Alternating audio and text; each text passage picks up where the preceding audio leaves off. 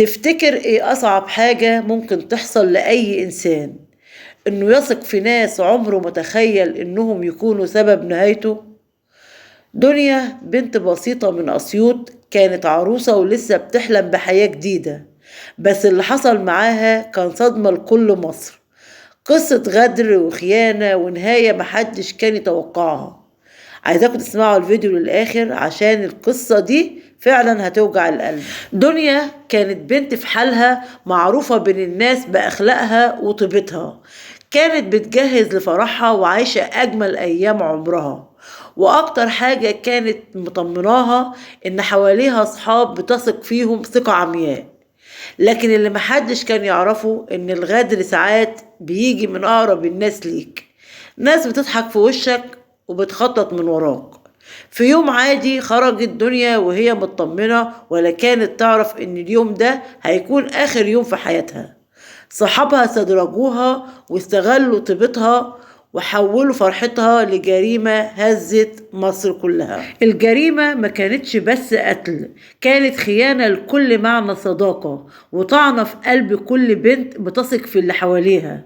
التحقيقات كشفت تفاصيل تقطع القلب، ازاي الغدر اتخطط له بهدوء، وازاي الضحكة بريئة اتقلبت بقسوة ملهاش اي مبرر. في اليوم اللي حصلت فيه الجريمة، دنيا خرجت مع اشخاص تعرفهم.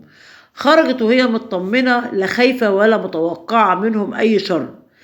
تم استدراجها لمكان بعيد عن الناس، واللي حصل بعد كده للأسف تم الاعتداء عليها وقتلها.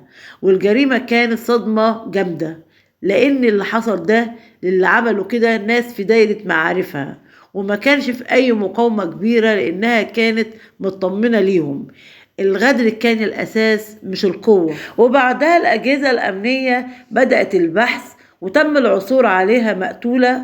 التحقيقات كشفت ان الجريمة مدبرة ومخطط ليها، والقضية اثبتت ان الغدر مش دايما من غريب، اوقات بيكون من اقرب الناس ليك. الثقة العمياء كانت السبب الاساسي في اللي حصل. اما ليه الجريمة دي اثرت في الناس؟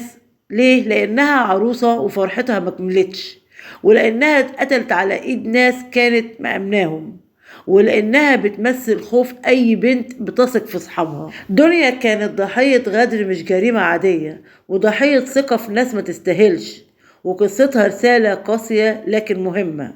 خلي دايما حدود في حياتك، ومش كل اللي يضحك في وشك يبقى قلبه نضيف. دنيا ما ماتتش لوحدها، دنيا سابت وجع في قلب كل ام، وخوف في قلب كل بنت، ورسالة قاسية بتقول مش كل اللي قريب منك آمن، ومش كل اللي بتسميهم صحاب يستاهلوا الثقة.